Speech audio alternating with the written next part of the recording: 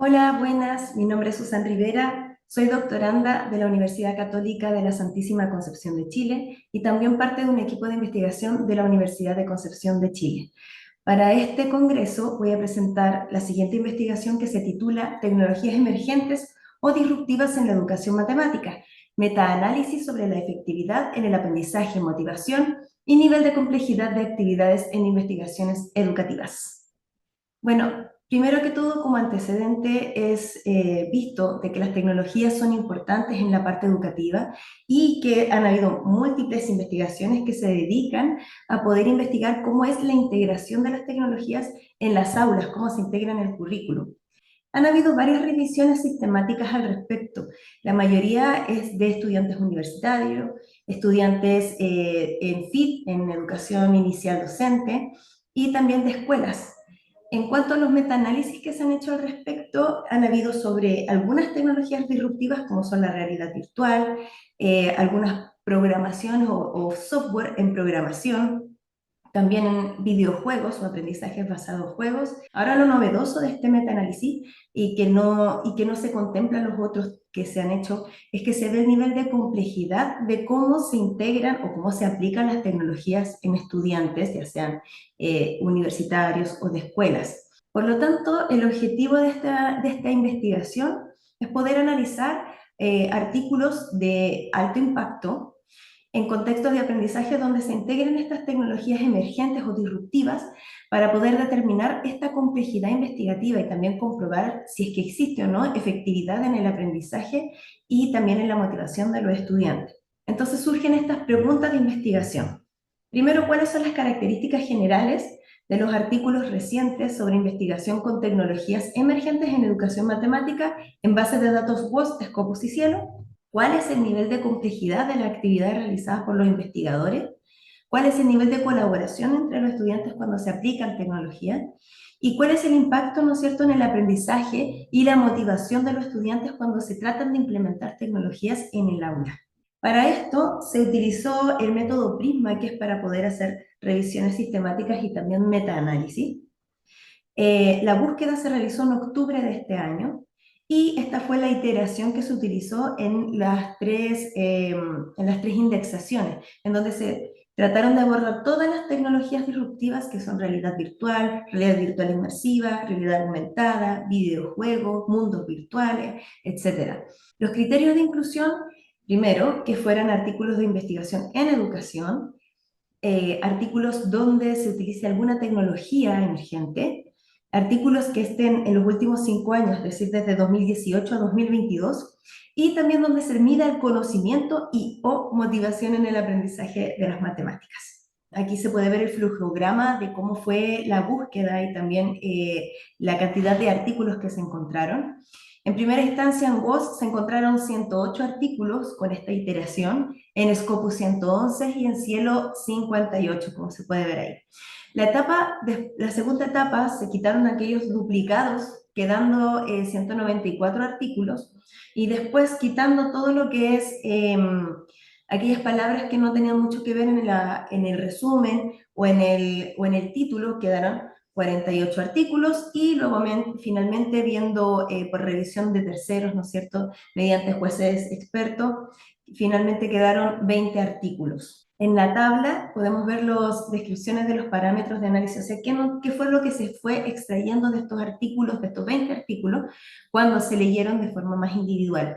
Primero, la identificación de, obviamente, la referencia a los autores, el país donde se hizo la investigación, la cantidad de muestra, la tecnología que se utilizó, el rol del estudiante, o sea, podría ser un estudiante pasivo de usuario o también puede ser un estudiante creador de contenido tecnológico, identificación de la complejidad de la actividad, qué nivel de colaboración tenían los estudiantes y qué contenido matemático abarcaba.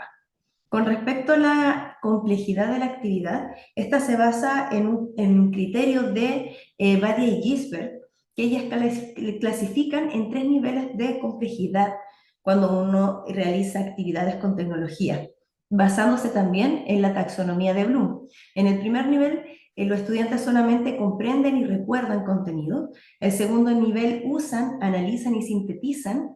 y en el tercer nivel pueden evaluar y crear. Entonces aquí tenemos los grados de complejidad, donde se fue analizando cada uno de los artículos, lo que los autores declaraban, entonces se fue clasificando. También para el nivel de colaboración, Varia y Gisbert lo clasifican en 3 niveles, de A1, A2 y A3. A1 vendría siendo sencillo, en donde no hay trabajo colaborativo, cada uno de los estudiantes trabaja de forma individual. A2 vendría siendo un trabajo grupal, o sea, donde los estudiantes cada uno hace una parte y luego se une todo en un trabajo único. Y A3 ya vendría siendo una construcción colaborativa, o sea, entre todos los estudiantes construyen algo nuevo. Los resultados generales, primero, en esta tabla podemos ver en qué países se realizaron los estudios. Mayoritariamente en Asia es donde se han realizado más estudios con un 55%, destacando Taiwán y Turquía, donde más se han hecho estudios donde se aplican tecnologías en matemática. Luego está Europa, donde se destaca España, que también ha tenido una gran gama de artículos, y en menor medida América, donde podemos ver Estados Unidos y México. Chile no aparece, que es mi país de origen, y África con Nigeria. Podemos ver también la cantidad de muestra en promedio entre estos artículos, donde la mayor cantidad de muestra la tuvo América, con 3.907 estudiantes. Luego Europa con 89,5, Asia con 64,2 y Nigeria con 60. Las investigaciones, según área matemática, está bien distribuida, la verdad no hay alguna especificación matemática más que otra. Sin embargo, igual se destacan que las investigaciones se están enfocando más en programación, en números y también en matemáticas generales, o sea, para poder pasar contenidos matemáticos. Y en menor medida, estadística y probabilidad, y también historia de la matemática, que hubo un solo artículo que abarcó esta parte. Con respecto a qué tipo de tecnología se utilizaron los artículos, mayoritariamente se utiliza realidad virtual inmersiva, realidad aumentada y también videojuegos en 2D, que creo que es como se quiere también concretizar la matemática mediante las tecnologías. Y en mucha menor medida hay videojuegos en tres dimensiones, también juegos serios, software de programación o de edición, robots y entornos virtuales de aprendizaje. En el gráfico podemos ver cómo se distribuyeron los estudiantes de acuerdo a su rol. La mayoría de los artículos presentaban a los estudiantes como usuarios, quiere decir que ellos les entregaban las tecnologías y solamente la utilizaban. No había creación ni manipulación. Por otro lado, la cantidad de sesiones que hubieron por estudio, la mayoría es de 1 a 5 sesiones, donde se aplican estas tecnologías. Mayoritariamente es en educación secundaria, o sea, la mitad de los artículos se dedicó a aplicarlos para estudiantes de secundaria, luego para estudiantes de primaria, universidad y también hubo educación de adultos, que fue lo menor. Ahora, de forma más específica, el grado de complejidad. La mayoría de los artículos tiene un segundo grado de complejidad. Eso quiere decir que los estudiantes llegan a tener actividades donde se les aplica la tecnología. Ellos les dan un nuevo software, un nuevo programa, un nuevo juego, y lo que hacen es utilizarlos para poder aplicarlos quizás a álgebras, a números, a geometría, para poder sacar sus conclusiones o también poder analizar.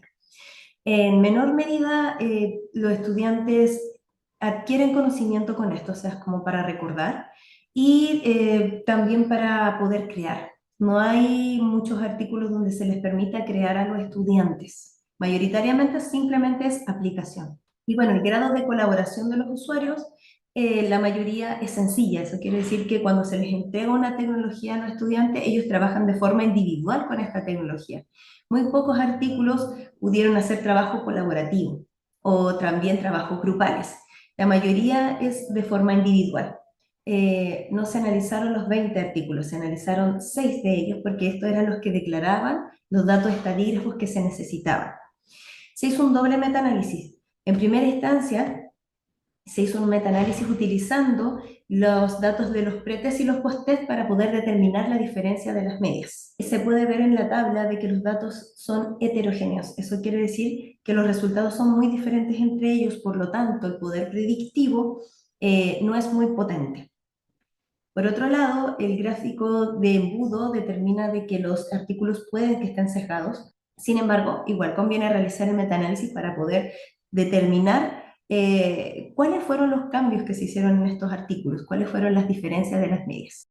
En este caso, hubo un estimado de 2,99, o sea que estimadamente suben entre 0,3, como se puede ver acá, y 3,5 los puntajes cuando se utilizan tecnologías en educación. La mayoría de los artículos están muy cerca de esta línea que está punteada, lo que quiere decir es que no tuvieron mucho, no fue muy significativo el cambio.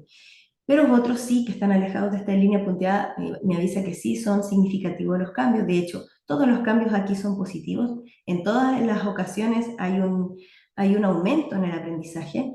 Sin embargo, son, como decía, muy heterogéneos. En algunos aumentaba muy poquito y en otros mucho. Ahora, realizando el mismo análisis, el mismo metaanálisis, pero con el tamaño del efecto, la verdad es que se mantienen mucho los datos, pero baja el nivel de heterogeneidad. Podemos ver que también hay mucho menos sesgo, pero aún así es sesgado. En cuanto a utilizando el tamaño del efecto para hacer el análisis, la verdad los datos se mantienen, siguen estando en aproximadamente 2, como se puede ver acá, con la pequeña diferencia de que aquí hay mucho más artículos que tienen un impacto bajo o un impacto nulo cuando se utilizan tecnologías. Entonces, hay un pequeño cambio ahí cuando uno utiliza o el tamaño del efecto o la diferencia de medios.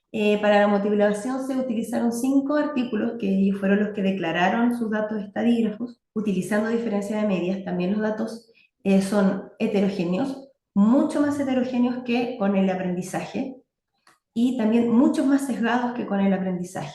Puede deberse a que la motivación, como es una percepción, es muy cambiante en 3 artículos. Entonces habían estudiantes o habían artículos que declaran muy poquita motivación y otros muy alta motivación. Aquí también el factor de diferencia de medias es muy bajito, de menos 0,97, incluso negativo. En algunos no hubo aumento de motivación y en algunos demasiado aumento de motivación. Y pasó algo muy parecido cuando se utiliza el tamaño del efecto para hacer el análisis.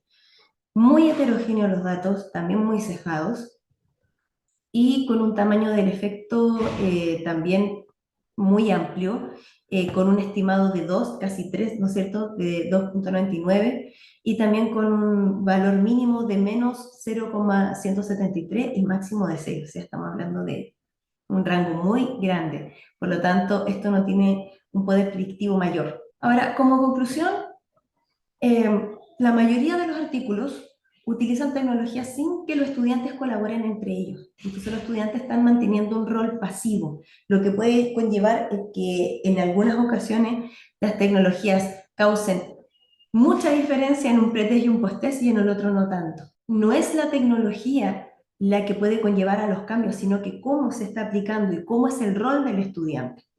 Eso también puede conllevar a esta heterogeneidad entre los artículos y también en la poca significancia que hay cuando se utilizan tecnología.